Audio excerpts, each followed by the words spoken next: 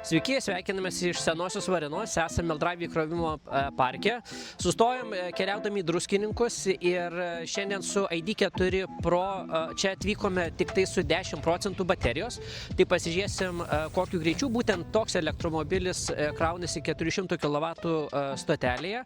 Įdomu yra tai, kad elektromobilis dabar važiavo apie valandą, tai reiškia, kad baterija tikrai bus šiltesnė ir turbūt greitis bus irgi pakankamai didelis. Tai to jau pasižiūrėsim.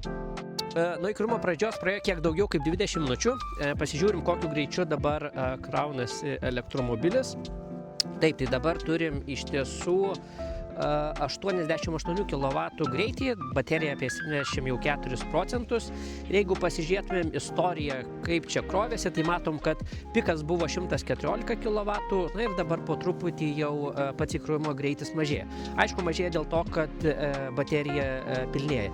Turint galvoj, kad dabar yra -2 laipsniai, matom, kad vis tiek greitis yra pastovus ir temperatūra nekenkia kaip tokia pačiai įkrovimo stoteliai. Čia labiau viskas priklauso nuo pačio elektromobilio.